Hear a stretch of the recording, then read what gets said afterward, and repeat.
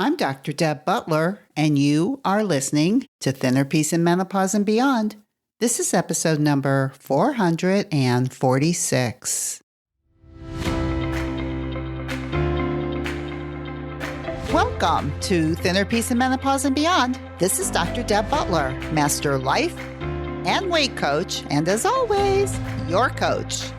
If you're a woman and you're smart and you're successful and you've been struggling with weight your whole life, and now menopause is making it harder than ever, and you are ready to make this the last time you ever have to go on a diet again, then this podcast is for you. Stay tuned.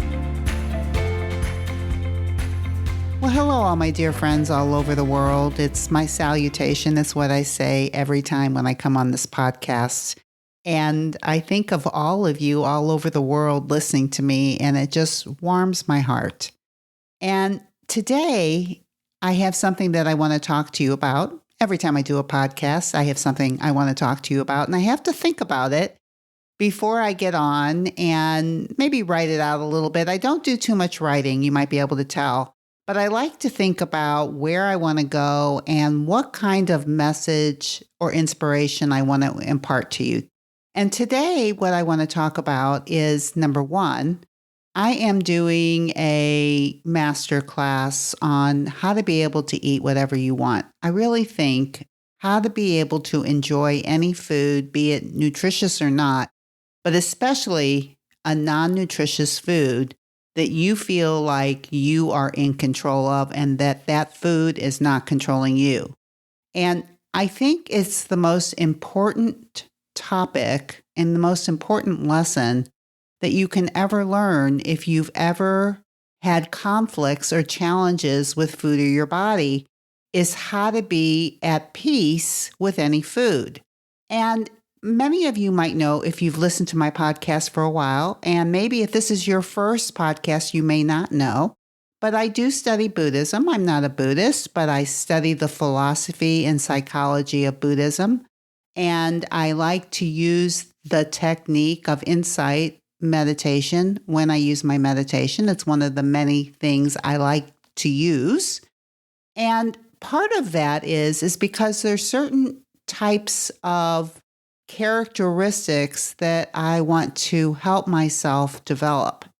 And in the Buddhist philosophy, they talk about the 4 divine abodes. And I just love that word. And that's in English. And I'm not even going to tell you the Buddhist or the Pali interpretation because I don't think I can pronounce it. So there are the 4 divine abodes.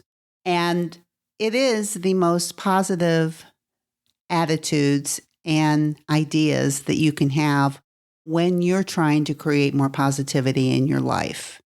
And the first abode is loving kindness, which is being kind and wanting to be kind to other people and wanting to help all beings everywhere. And the second one is compassion. And compassion, our empathetic response to the suffering of ourselves and others.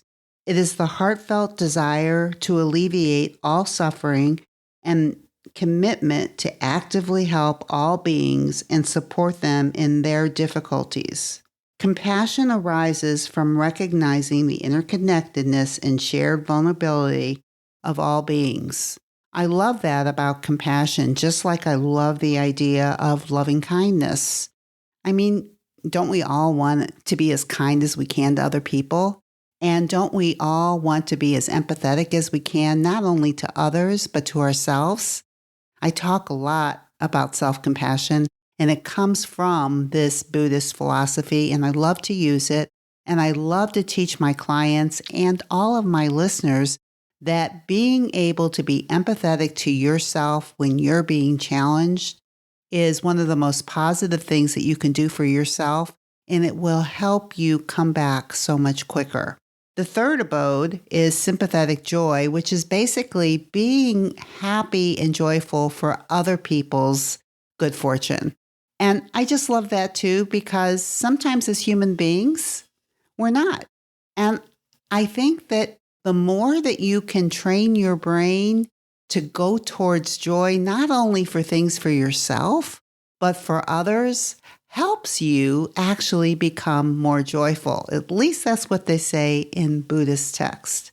And the fourth abode is equanimity, which is what I want to be talking about today and why I'm talking about it in reference to this free masterclass that I'm doing on how you can eat anything and still be able to lose weight, to still be able to get to your health goals, because that food does not control you, because you feel like you can control it. And I think the term equanimity, especially the way the Buddhists use, is a wonderful characteristic to develop, because the way they explain equanimity, it's the state of balance, calmness, and non-reactivity toward the changing conditions of life. It involves accepting all that happens to us, pleasure and pain, gain and loss, success and failure, with an even-minded attitude.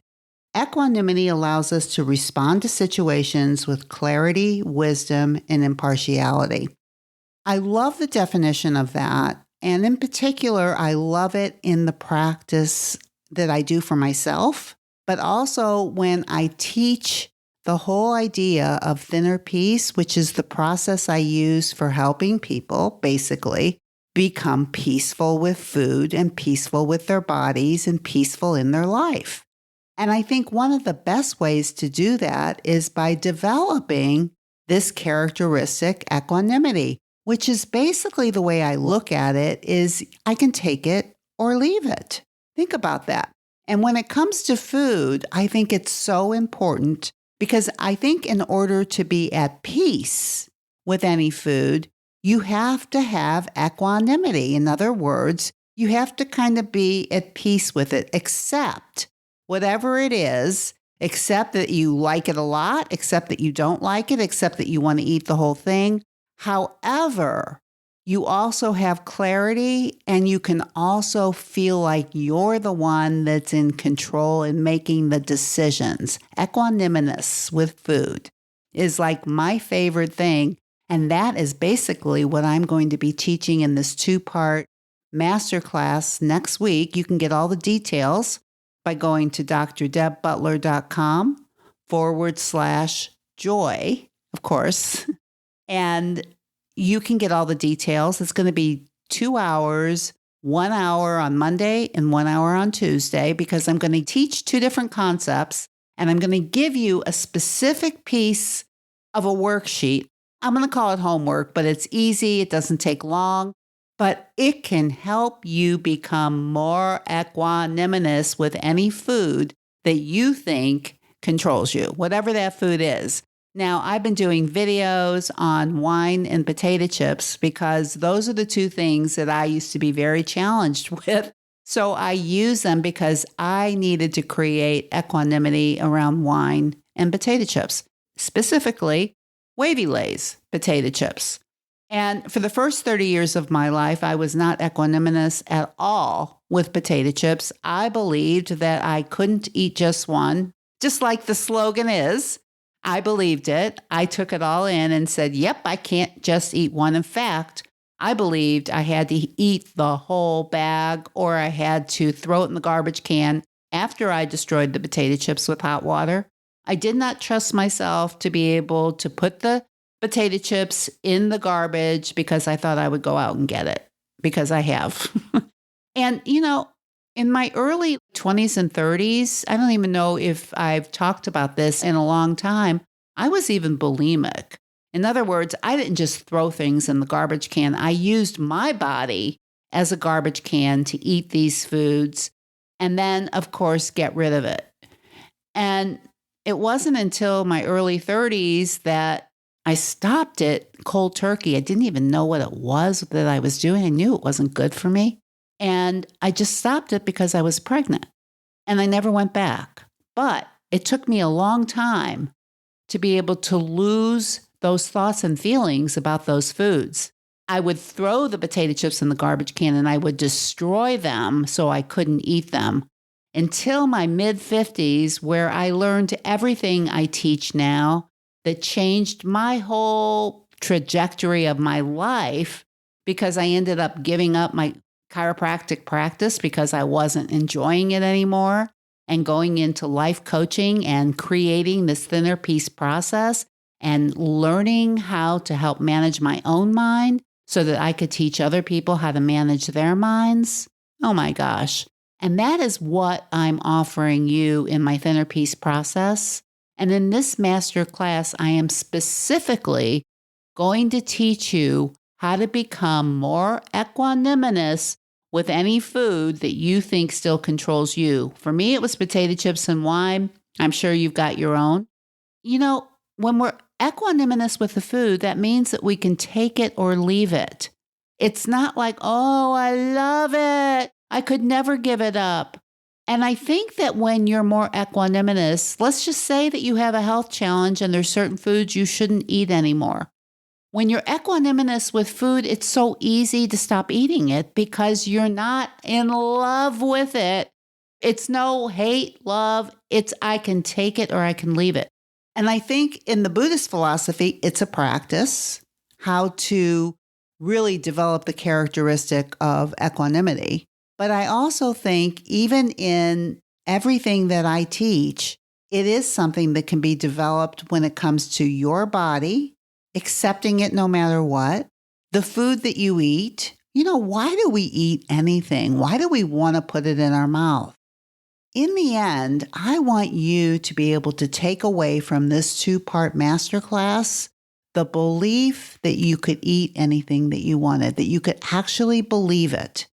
Now, that doesn't mean because you believe you can eat whatever you want, that you're going to eat potato chips all day long, because that's what I thought would happen if I ever believed that.